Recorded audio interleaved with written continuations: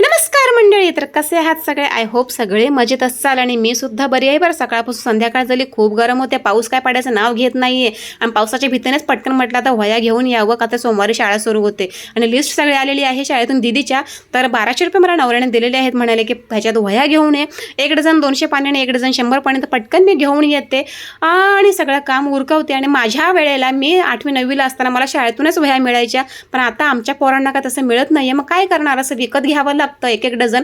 मला तर माझ्या शाळेमध्ये मला एक एक डझन सगळ्या फ्रीमध्ये वह्या मिळायच्या. किती मज्जा. तर आणलेलं आहे सगळं. कोणाचं आहे? हे सगळं दीदीचं आहे. चिमूचं काही नाही, चिमूचं त्या दिवशी शाळेतून आणलेलं होतं. फक्त चिमूचे टेक्स्ट बुक राहिलेले आहे. थांब इथं बस गपचूप. डोळा खराब झाला, डोळा सुजलाय तिचा, आधी नाटकं करते. ठेव तिकडे. आता हे दीदीसाठी घेऊन आले, पण हे एक्स्ट्रा चिमूसाठीच आणले ड्रॉइंग बुक, कारण परत दिवाळी नंतर लागतं 10 वेळा, कोण जाणार आणायला. सो हे चिमूसाठी आणलेलं आहे. पेन्सिलचा बॉक्स आहे. मला वाटत नाही की यावर्षी जास्त पेन्सिलचा वापर होईल, कारण तुला पण बहुतेक पेनच वापरायला सांगतील आणि तुला तर पेनच आहे, त्यामुळे पेन्सिल हे आपल्याला ड्रॉइंगसाठी वगैरे ठीक आहे आणि बाकीच्या गोष्टींसाठी. हे 2 ड्रॉइंग बुक तुला शाळेतून सांगितलेलं आहे. सो 2 ड्रॉइंग बुक आणले, A3 साईज. पेनच लागणार. आता चिमू 3रीला गेले. आपल्याकडे डब्बा भरून तुकडे तुकडे झालेले क्रेयॉन्सचे कलरचे ते आहेत. परत मी मध्ये एक्झामच्या वेळेला आणलेले कलरचं ते पॅकेट ते अजून आहेत. इथे ठेव थांब, इथे ठेव. पेन झालं, स्केच पेन झाले आणि ही क्राफ्ट वाली बुक ही दीदीसाठीच आणलेली, कारण हे सगळं सामान दीदीचं आहे. एक साईडला प्लेन आणि एक साईडला लाइनिंग, म्हणजे चिटकवता येतात. तुला ऑलरेडी क्राफ्टची बुक आहे रेडीमेडच. आता हे दीदीला बनवून चिटकवायचं आहे, तुला ऑलरेडी रेडी आहे, त्यातलं बघून बनवायचं आणि चिटकवायचं आहे. कळालं? आणि ही 100 पानी वह्या 1 डझन. तुम्हाला सांगेन, मला आता हे 25 वाल्या वह्या, म्हणजे 25 रुपये किंमत आहे याच्यावर. हे काय 25 दिसतंय 25 रुपये किंमत आहे. काय शी बाबा. मग मला मिळालेले आहे 20 रुपयाच्या हिशोबाने. हे मला मिळाले, म्हणजे किती झाले? 20 रुपयाच्या हिशोबाने 12 वह्या, म्हणजे किती झाले? 12 दुणे 24, म्हणजे 240ला हा बंच मिळालाय 1 डझनचा. आणि हे आहे 200 पाणी वह्या, म्हणजे हा पण 1 डझन आणलेल्या आहेत आपण. सो हे सुद्धा मला काहीतरी 41च्या हिशोबाने, म्हणजे 41 रुपयाच्या हिशोबाने 1 डझन दिले. 41 जरी म्हटलं तरी 12×48. हे थांबा ना यार, 48 म्हणजे 480. आणि ते वरचे किती? 12 रुपये. 480, 490, 492 रुपये. म्हणजे हे 492ला, हे कितीला आलं? 240ला. 492, 240 आणि हे कंपास सगळं असं मिळून मागाशी मी 1200 रुपये घेऊन गेलेली. सगळे 1200 रुपये संपले, कारण तिथे बाजरी ठेवलेली आहे, ते बाजरी पण आली. सगळे पैसे संपवून मी आलेली आहे. आणि संध्याकाळी मिस्टर कामावरून आले की दंगाच होणार आहे की सगळे पैसे. पण नंतर त्यांना समजलं की मी कुठे पैसे कसे कसे खर्च केले, तर मग ते माझ्या पाठीवर थोपटतील जरा. है की नाही चिमू? नाही ओरडणार. ह्याला पण रोज असंच वाटतं की पप्पा मला ओरडणार. अरे असं नाही. कंपास नाही, पेन्सिल आहे. कसं आहे? काय बोलले मध्ये? काय आहे? टायर वेरीचे. कोण आहे टायर? अगं उगाच आणलं मी हे आईला. साधं काहीतरी आणायला हवं होतं. ह्यांना असं काहीतरी आणलं ना की हे त्यालाच घेऊन खेळत काढलं.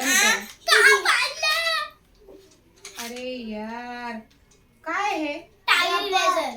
असं कशाला इरेजर दिलाय? आणि हे शॉपनर आहे ना? फॅशन आहे का आजचा? आजकालची फॅशन आहे. इरेजर कशामध्ये? डॉम्स मध्ये. मला यार जॉम्स.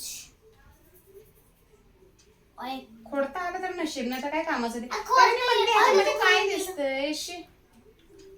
ठीक आहे. काय मुलांना नुसतं हरणं दाखवण्यासाठी काय काय बनवलं जातंय ना. नाही, चांगल्यासाठी आहे. काहीतरी उगाच. चला, आता सगळं झालेलं आहे, सगळ्यांचं सगळं झाले. आता उद्या फक्त पप्पाला संध्याकाळी गोड बोलून पुस्तक आणायला अजून जायचंय. ठीक आहे? मम्मी, दीदीचा ड्रेसेस आहेत. आता शाळेचे ड्रेस आहेत. तुझं पण आहे. नाही, नवीन घ्यायचं. चला, ओके. चला, हे ठेवून द्या व्यवस्थित दीदी. आता जे तुझं सोमवारचं जो टाइम टेबल आहे त्यानुसार आता लावा. ड्रॉइंग करू? नाही, आता नाही. बिनकामाची ड्रॉइंग कुठेच करायची नाही, आधीच सांगून ठेवते. हे अभ्यास करायला नको ना. आणायचं नेक्स्ट टाइम ना मी आणणार नाही काय मग. कंजूसगिरी करते. अरे कंजूसगिरी का करते? ह्या गोष्टीसाठी करतो मी कंजूसगिरी. व्यवस्थित सगळं काही आणताय. शाळेचं कुठल्याही गोष्टीत कुठेही कमी पडता कामा नये. ह्या गोष्टीसाठी आम्ही कंजूसगिरी करतो. हे असं उगाच करत नाही. डोळा बघ किती सुजला येतो. जेव्हा बघतो तेव्हा इन्फेक्शन होत असतंय तुला पण आणि हिला पण. चला हे ठेवा. उचला हे समोरून माझ्या. उचला हे. ते नंतर बघू आपण. आता मला सांग. थांब. मला सांग, लास्ट टाइम मी आता एक्झाम साठी मी स्केच पेन आणले होते. ते स्केच पेन सगळे मला इथे आणून दाखव. ते स्केच पेन सगळे तू इकडे तिकडे पाऊच मध्ये ठेवलेले आहेत ना, सगळे स्केच पेन इकडे आण. तू सगळे आण. सगळे इकडे आण. एकही जागेवर मला भेटणार नाही. तो मला माहिती आहे ना, गॅरंटेड. क्रेयॉनचे तर पूर्ण तुकडे करून टाकले. एवढा डब्बा आहे, त्या डब्यात सगळ्या क्रेयॉनचे कलर जमा करून ठेवले. काय करायचं हिचं? नाही. आणि रोज हिला नवीन पाहिजे दर ह्याला एक्झामला, आहे की नाही? चला जाऊ द्या. आम्ही तर हे सगळं आणलेलं आहे. तुम्ही सगळ्यांनी शॉपिंग केली असेल शाळेची. तुम्ही सुद्धा कशी काय शॉपिंग केली नक्की आम्हाला सांगा. आणि शाळेत शॉपिंग म्हणजे माहितीये, वॉटर बॉटल आले, टिफिन आले, हे सगळं ते काही मी शॉपिंग करत बसत नाही. घरात जे डब्बे डुबे आहेत तेच घेऊन जायचं. मला सांगा, कोणी सांगितले 150 रुपयाचा आणि 200 रुपयाचा टिफिन बॉक्स आणा आणि तो मुलांना शाळेत घेऊन जाण्यासाठी? काय गरज आहे? घरात पण मस्त मस्त आपल्याकडे डब्बे आहेत, ते सगळं द्यायचे. नाही, मला पाहिजे. बस. चला भेटू पुन्हा आपल्या नवीन व्हिडिओसह. नवीन व्हिडिओसह म्हणजे जियाच्या शॉपिंगच्या व्हिडिओसह भेटू आपण.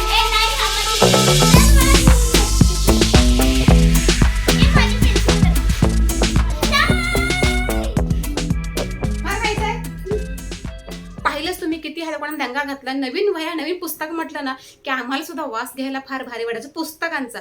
आणि ह्यांना तसं काय आयडिया नसते, फक्त नवीन पाहिजे आणि वापरायला पाहिजे.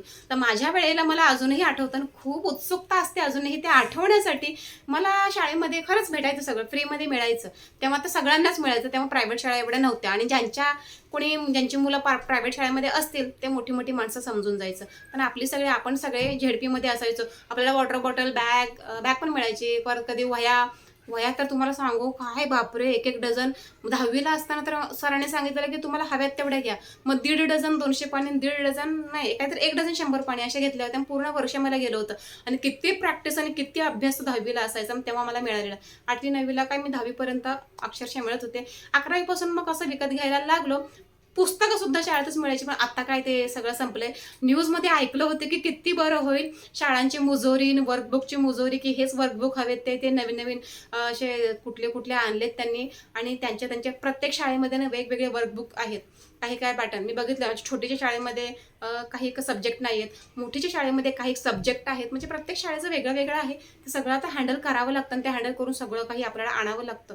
मला वाटते 2 मुलं असतील तर सहसा 10,000चा खर्च शाळेचा आहेच जून महिन्यामध्ये. तर हे सगळं मी सुद्धा केलेलं आहे. अजून अर्ध बाकी आहे. उद्या पुस्तकच आणायचे, फक्त पुस्तकांचा खर्च तुम्हाला उद्या सांगेन मी. गेल्या वर्षी मी बघितला होता, जियाच्या नुसत्या पुस्तकांचा खर्चच काहीतरी 1500 रुपये होता. नुसती पुस्तकं रद्दीमध्ये मी दिली.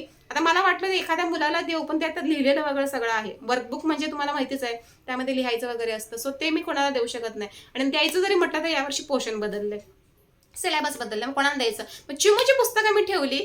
ते एक पॅरेंट बोलले की मला हवेत, पण आता काय माहिती ते घेतात की नाही, कारण आता त्यांचा पण सिलेबस चेंज झालाय की नाही काय माहिती नाही.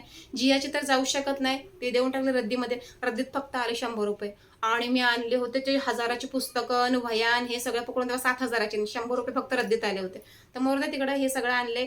आता काय हे आपल्याला गरजेचं आहे, सो त्यामुळे आणले. आणि सगळ्यांना माझं एकच म्हणणं आहे, आपण काटकसर करतो. सगळेजण काय म्हणतात की खाण्यासाठी पैसे घालवा, ह्याच्यासाठी पैसे घालवा, चांगलं खायला प्यायला द्या. प्रत्येक माणूस चांगलंच खातं पितो, काही कोणीही वाईट घासपूस खात नाही. पण सगळ्यात जास्त 4 घास खातो, त्यातला 1 घास हा मुलांच्यासाठी बाजूला ठेवतो. आणि त्यासाठी कितीही तुम्ही काही काटकसर करा, कितीही करा, पण मुलांचं शिक्षण जे आहे ना त्यामध्ये काटकसर होता कामा नये. हे महत्त्वाचं आहे. मी सगळ्यांना ते सांगेन. आणि ज्याच्या घरामध्ये खरंच प्रॉब्लेम आहेत तो माणूस काटकसर करतोच. मग तुम्हाला कितीही कोणीही टोचून जरी बोललं ना तर त्याचं ऐकायचं नसतं, कारण आपल्यालाच ते हँडल करायचं. आपलं कुणीही घरातलं हँडल करायला येणार नाहीये. बोलणारे बोलतात, मदत करायला कुणीही येत नाहीये. सो ठीक आहे, असा होता आजचा दिवस. काय आहे, दळण करायला जायचं आहे आता. भाकरीचं पीठ नाही तर चला भेटू पुन्हा एका नवीन व्हिडिओमध्ये. आता उशीर होतोय, खूप घाई होते म्हणून बोलण्यात पण माझ्या घाई होते. So okay, bye.